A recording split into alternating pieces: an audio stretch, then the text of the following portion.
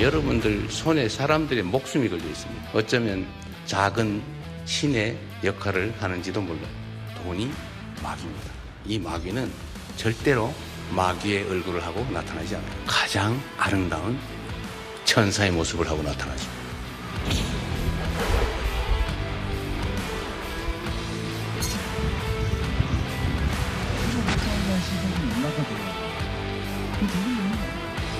월달은 제가 비용을 못 거라고 제가 솔직히 작년에도 우리가 하나님 믿으면 안 되죠. 지금 작년에 지금 북태평양 고기압에다가 티베트 고기압이 겹쳐 있어서 아니 저거 다 좋은데 그 평균적으로 당연히 비가 오겠죠. 통계적으로 보면 근데 안 올 게 없고 그래서 지금 최대한 사람 목숨을 가지고 실험할 수는 없죠. 맞습니다.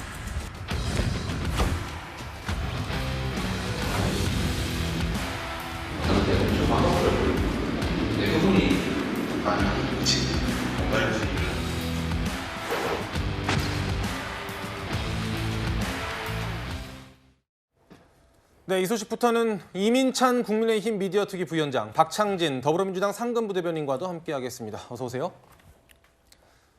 앞서 보신 대로 강릉 가뭄 현장을 이 대통령이 점검에 나섰는데 가뭄 대책회의를 직접 주재하기도 했습니다. 모습 보고 오겠습니다. 원수 확보에 드는 부분 예산은 얼마 정도인데?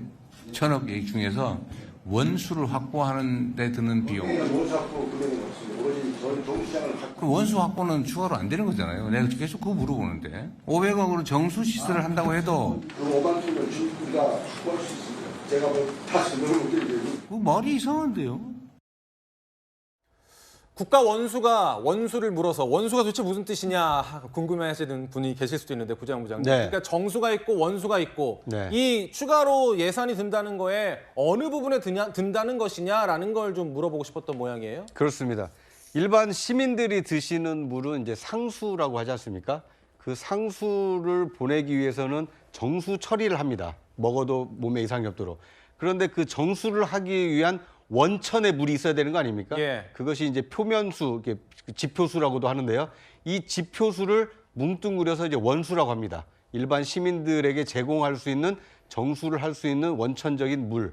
그런데 이 원천적인 물을 확보하기 위한 시설이 필요하는데 예산이 드는 것이냐, 아니면 그 원천수는 이미 확보가 돼 있고 그 물을 시민들이 먹을 수 있는 정수 처리하는데 그 비용이 드는 것이냐, 이것을 이제 이재명 대통령은 물어본 것 같습니다. 그런데 이제 자꾸 동문서답이 오가다 보니까 이 지켜보는 뭐 이렇게 그 김진태 강원도지사가 끼어들어서 이제 설명하는 이런 장면도 나왔는데요. 예. 저는 저 장면만 놓고 보면 이재명 대통령의 질문에 뚜렷하게 이 강릉시장이 답변하지 못한 것이 좀 아쉬운 대목이 아닌가 하는 생각이 듭니다. 그러니까요. 사실 저희가 이 장면을 준비한 이유가 있는데 이재명 대통령이 취임 직후에도 지역을 직접 찾아서 타운홀 미팅을 갖기도 했습니다.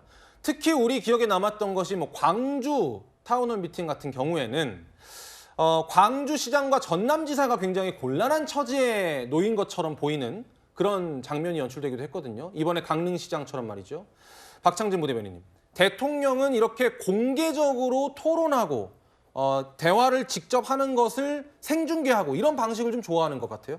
네, 맞습니다. 뭐 제가 이재명 당대표 시절에 정부직으로 부대변인이 됐었는데 저희 공보단 회의에서도 항상 이런 집단 토론을 통해서 집단 지성이 발휘되도록 하시는 방식을 추구해 오셨습니다. 이번 사안 보자면은 그 행정수장으로서 그 사안에 대한 명확한 지식을 가지고 있어야 되고, 이게 어떤 일이 벌어졌을 때 이것을 관리 감독하고 나중에 결과물까지 도출해 내려면 완벽한 지식을 가지고, 또 혹은 전문적인 분야는 모르더라도 내가 어떤 일을 하고 있는지에 대한 기본 상식 지식이 있어야 되는데, 이번 일을 보자면 그런 것조차 갖춰져 있지 못한 행정 수반의 문제에 대해서 대통령은 지적하고 얘기를 한 것 같고요. 앞으로 어떻게 실용적인 이제 행정 정책을 통해서 국가를 이끌어 나갈지 예. 이재명 대통령의 자세와 태도를 잘 보여준 단면이 아닌가라는 생각이 듭니다. 지난달에 5급 신임 사무관들을 대상으로 특강한 자리에서도 제가 기억에 남았던 대목이 정책적으로 찬반이 치열하게 갈리면 공개 토론을 해라 하면서 본인이 경기지사 시절에 그 계곡 철거 관련한 공개 토론을 했던 그 경험담을 얘기했던 게 기억이 나는데 급기야 검찰개혁에 관해서도 공개 토론을 제안했습니다. 이민찬 부위원장님, 검찰개혁 관련한 토론하면 사실은 우리가 노무현 전 대통령을 떠올리게 되거든요. 그런데 그때 검찰과 노무현 대통령 간의 갈등이 좀 부각된 측면도 있지 않았습니까? 만약에 이재명 대통령과 토론이 벌어진다면 그 장면이 재현되지 않을까 걱정이 좀 들기도 하고요. 그래서 이제 토론의 대상과 구성이 중요한 거예요. 토론을요, 자기 편끼리 토론을 해서는 무슨 이견이 나오고 어떤 새로운 대안이 도출될 수 있겠습니까? 당시에 노무현 전 대통령은요, 본인이 여러 가지 검찰 관련 개혁을 하는 과정에서 검찰의 의견을 직접 모두 듣겠다. 그래서 날것으로 생중계를 했고 실제 그 안에서 노무현 전 대통령이 상당히 모욕감을 주는 발언까지도 나왔어요. 그런데요, 최근에 이재명 정부에서 진행되는 여러 토론이나 이런 걸 보면요, 이견이 별로 없습니다. 다른 의견을 가진 패널들이 잘 보이지가 않아요. 네. 그래서요, 검찰개혁 관련해서 민주당 내 이견만 부각되는 상황이에요. 저도 최초에는 검찰개혁 관련해서 민주당, 여권 내 어떤 이견이 있는가 곰곰이 생각을 해봤습니다. 그런데 당정대가 수차례 만났는데 수차례 이견이 반복되고 있어요. 이거는 과연 이견이 맞는가 이런 생각까지 들어요. 네. 그러니까 당이 강경한 입장으로 이슈를 주도하고 대통령은 어떤 화합하는 모습을 보이면서 이 검찰개혁이라는 이슈에 대해서 야당은 없애고 진짜 방향은 한 방향이지만 분란이 있는 것처럼 보이면서 대외적으로는 건강한 토론이 이루어지는 것처럼 보이거든요. 그런데 속살을 조금 보면 당정대 입장이 같습니다. 방향이 똑같아요. 추석 전에 어쨌든 검찰청을 해체하고 수사기소권을 분리한다는 내용이에요. 미세한 의견만 지금 조정하는 단계에 있습니다. 예. 저는 민주당이 진짜 국민의 목소리를 듣고 정말 날것의 의견을 듣기를 원한다면 야당의 목소리 그리고 전문가들의 목소리를 좀 더 담아내야 한다 이런 말씀 드리고 싶습니다. 그러니까 이 부위원장님 말씀은 이 검찰개혁이 추진하고 있는 수사기소권 분리에 반대하는 목소리도 포함해서 토론해라. 맞습니다. 아하. 그 안에 있는 여러 가지 수사기소권 분리 문제 지금 답이 정해져 있잖아요. 검찰청을 해체하겠다. 수사기소권을 완전히 분리하겠다. 이 모습이에요. 그리고 지금 민주당에서는요. 검찰에 그러면 어떤 보안수사 요구권을 남길 것이냐 말 것이냐 이런 의견조차 내기가 어려운 아주 강경한 구조가 되어 있어요. 무슨 말씀인지 이런 알겠습니다. 모습까지 좀 담아내야 한다는 말씀 드린 겁니다. 예, 장윤 변호사님. 그런데 검찰의 수사기소권 분리라는 게 이제 이 부위원장 말씀대로 대통령실이나 여당에서는 이제 공통된 방향인 건 맞는 것 같고요. 그런데 그 안에서 세부 조정, 미묘한 신경 차이라고 하기에는 사실은 꽤나 이견이 있는 것 같거든요. 그러니까 정말 디테일에 뭐 악마가 있다 이렇게 이야기가 나듯이 이거는 이제 일반 시민들한테 완전 직접 체감이 되는 법률이 완전 개정이 되는 거예요. 그렇기 때문에 말씀 주신 대로 기소 수사 분리가 되는 그거는 정부조직법에 8월 그 추석 전에 담기는 겁니다. 그 대원칙은 흔들리지 않아요. 정말 야당은 대안을 갖고 저는 논의에 같이 참여하셔야 된다고 생각하고 말씀 주신 대로 국정기획위에서도 굉장히 많은 그 연구 결과물을 내놓은 부분이 있습니다. 가장 크게는 보안 수사권을 검찰에 줄 것인가 아니면 완전히 수사는 중수청에 이관을 할 것인가 지금 검찰이 하고 있는 수사는 이 부분과 관련해서는 여권 내부에서도 이견이 조금 있는 부분이 있고요. 예. 검찰이라는 직제 자체는 없을 수 없습니다. 헌법에 있어요. 헌법이 개정돼야 되는 거예요. 왜냐하면 영장 청구의 당사자로서 검사라는 직제가 들어있거든요. 그리고 법은 모든 법이 논리적 정합성이 있어야 됩니다. 지금 이른바 사법에는 형사소송법 등은 들어가 있지 않는데 형법, 형사소송법에 검사라는 말이 굉장히 많이 나와요. 예. 왜냐하면 수사의 주체로 전제가 돼 있기 때문에 이걸 한꺼번에 같이 작업하는 거는 시간이 빨리 될 수가 없습니다. 그러니까 저는 정부의 언어와 정치인의 언어가 지금 다르게 나오지만 이민찬 위원장님 짚어주신 대로 궁극에는 이게 큰 이견은 없고 이 디테일에 대한 논의가 이제 시작됐다 이렇게 말씀드리고 싶습니다. 그 제가 잠깐 궁금한 게 있는데 제가 취재를 해보니까요. 네. 그러니까 이 검찰총장이라는 말은 말씀대로 헌법에 나오는 것이기 맞습니다. 때문에 네. 이걸 직제를 개편하려면